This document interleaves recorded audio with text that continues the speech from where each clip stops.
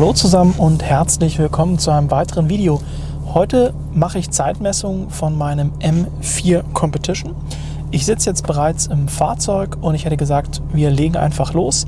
Die erste Messung, die ich machen werde, die ersten Messungen, die ich machen werde, sind 50, 120, also so ein bisschen Beschleunigungsbereich, sag ich mal, im Landstraßenszenario oder einfach so Elastizitätsmessungen, sprich aus dem Rollbetrieb heraus, einfach mal ein bisschen hochbeschleunigen auf 120. Das habe ich auch für andere Fahrzeuge bereits gemacht, da blende ich euch dann später auch die Referenz bzw. Vergleichswerte ein. Ja, jetzt geht's einfach los. Bezüglich Außentemperatur, Tankanzeige müsstet ihr eigentlich im kleinen Fenster sehen können. Also der Tank ist knallevoll und die Außentemperatur sind ca. 5 Grad. Die Reifen sind dementsprechend kalt. Das heißt, wir haben jetzt hier 14 Grad in den Reifen, auf den Reifen. Und im Fahrprofil bin ich hier im M1-Profil. Da habe ich mir alles auf Sport konfiguriert, bis auf die Lenkung und das Fahrwerk. Ich fahre das Auto auch nur so, gar nicht anders, denn ansonsten hat man überhaupt gar keine Geräuschkulisse und macht halt gar keinen Spaß. Also wenn überhaupt, fahre ich das Auto, wie gesagt, nur in dieser M1-Konfiguration, auch mit ausgeschalteten intelligenten Fahrsystemen und dem ganzen Käse. Sonst stört das einfach.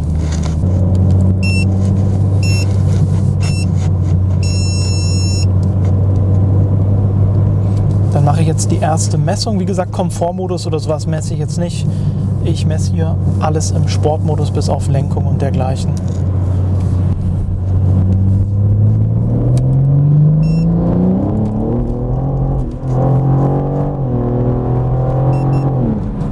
Okay, das war jetzt noch nichts. Ich hatte hier einerseits Verkehr und auf der anderen Seite hatte ich auch ganz schön durchdrehende Reifen. Das heißt, ich konnte jetzt hier nicht die volle Leistung freigeben. Das probieren wir dann einfach auf der anderen Seite noch einmal aus. So, da vorne kommt jetzt das erste Stückchen, wo es keine Geschwindigkeitsbeschränkung gibt.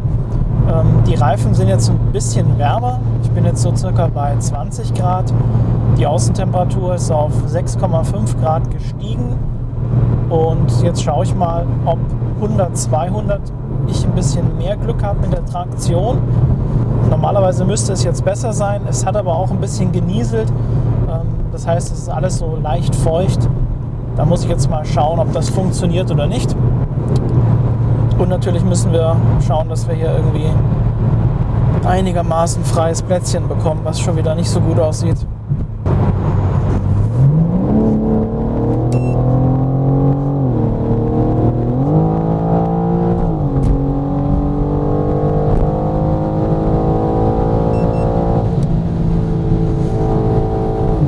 Ja, das war jetzt so semi-gut. Die Rausbeschleunigung war jetzt nicht optimal. Ich musste einmal auch kurz vom Gas gehen. Dementsprechend ist die Zeit auch ziemlich bescheiden. Ja, die Bedingungen, also der Verkehr ist schon wieder abartig. Ich bin wahrscheinlich einfach ein bisschen zu früh dran von der Uhrzeit her. So, jetzt kommt noch mal ein Stück auch ohne Geschwindigkeitsbegrenzung. Wenn ich in den Rückspiegel schaue, ist da aber auch schon wieder so eine Armada an Autos. Jetzt gucke ich mal, ob ich hier ein kleines bisschen einen freien Slot erwische. Die Frage ist halt, ob dann nicht genug Abstand haben nach vorne. Das werden wir jetzt gleich sehen. Aber ich vermute, da ist hier einfach momentan zu wenig Platz. So, jetzt sieht es so aus, als ob sich eine kleine Lücke auftut. Schaue ich mal, ob ich das ausnutzen kann.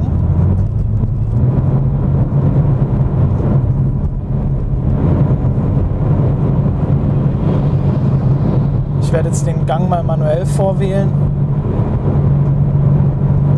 Bin jetzt im 5. Gang, so bei knapp 3000 Umdrehungen. Und kommt noch mal jemand.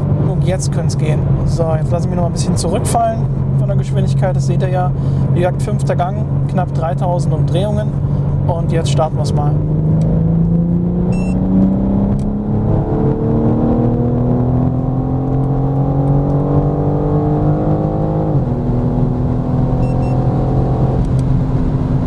Das war jetzt auch prompt besser. als vorher. Wie gesagt, vorher war ja bergauf, ich musste vom Gas gehen und so weiter. Das war jetzt vom Gang aber nicht optimal. Also der 5. Gang ist auf jeden Fall noch ein Gang zu hoch, aber das war jetzt auch ganz gut, einfach auch noch mal ein bisschen Temperatur in die Reifen zu bekommen. Ich würde sagen, wir können einfach mal den 4. Gang ausprobieren. Jetzt halt nur die Frage, ob ich noch mal so eine Lücke finde. Ich gehe jetzt auf jeden Fall mal in den 4. Gang und probiere es einfach noch mal.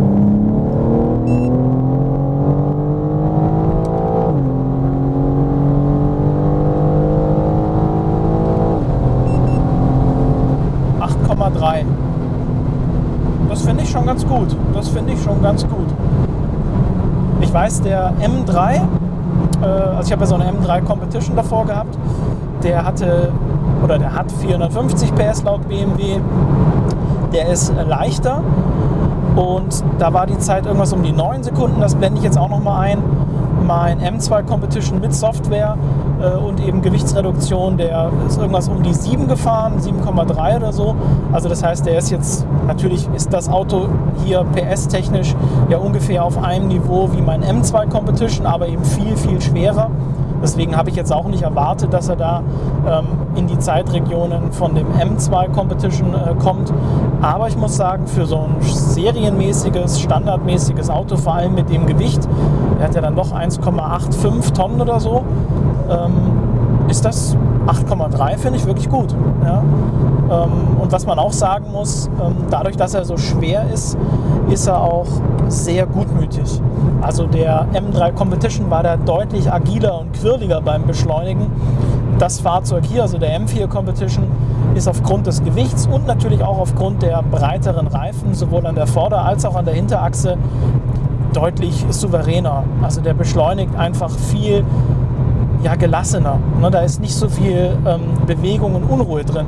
Ist auf der anderen Seite natürlich nicht so agil, nicht so spannend, macht nicht so viel Spaß, wenn man in Kurven unterwegs ist. Also das Fahrzeug ist halt wirklich relativ, träge ist vielleicht das falsche Wort, aber im Vergleich zu dem M3 Competition, den ich davor gefahren bin, also das alte Modell, der F80, da ist es natürlich schon so, dass der F80 einfach viel agiler ist. Und das hat man hier jetzt bei dem G-Modell, bei der neuen Serie eben nicht so. Aber wie gesagt, zeittechnisch bin ich echt zufrieden. Jetzt schaue ich nochmal, jetzt ist ja ein bisschen Temperatur in den Reifen auf dem Rückweg. Vielleicht schaffe ich doch nochmal eine 50-120 Zeit, wenn jetzt ein bisschen mehr Traktion da ist. Ich werde dann auch den Gang vorwählen, sodass er da nicht wild rumschaltet und da eben wirklich auch die ganze Kraft auf die Straße bringt. Also ihr habt es ja vorher gesehen, wenn ich dann so Läufe habe, wo ich kurz lupfen muss, weil ich einfach merke, dass die Reifen durchdrehen. Natürlich könnte ich auf dem Gas stehen bleiben, aber wenn ich merke, die Reifen drehen durch, ist die Zeit ja schon verfälscht, weil er einfach nicht die volle Traktion auf die Straße bringt. Also warum soll ich das machen? Das heißt, die Versuche breche ich dann ab. Die beiden Versuche eben waren sehr sauber und wie gesagt, 8,3 kann sich auch absolut sehen lassen, finde ich. Und ja, wie gesagt, jetzt gibt es dann nochmal einen Versuch mit der Zeit 50-120. So, jetzt habe ich mich entschieden, weil hier nochmal ein kleiner Slot kommt, nochmal eine Messung zu versuchen. Einfach um da ein bisschen Konstanz reinzubringen. Mal schauen, wie das jetzt aussieht. Ich bin wieder in der manuellen Gangvorwahl, wieder im 4. Gang, 80 und beschleunige raus.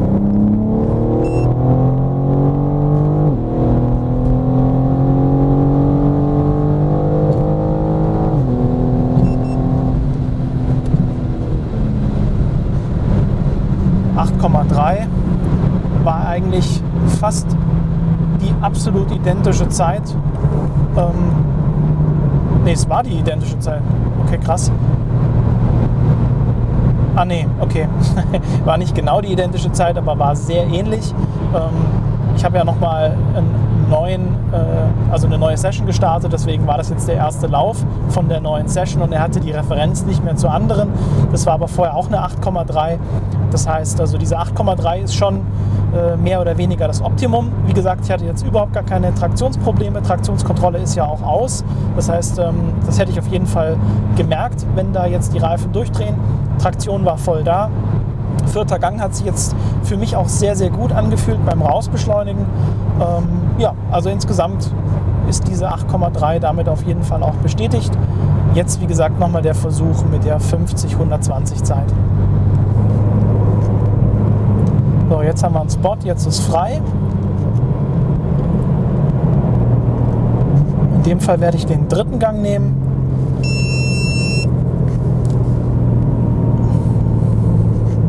Beschleunige jetzt so aus ca. 40 raus.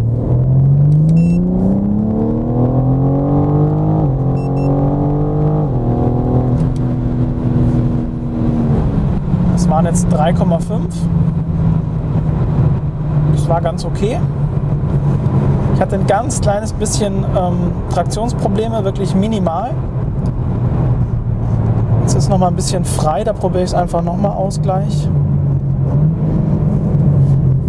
Muss man ja ausnutzen. So, wir beschleunigen wieder raus.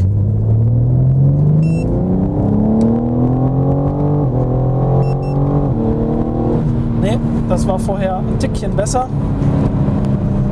Also die 3,5 war schon ziemlich optimal.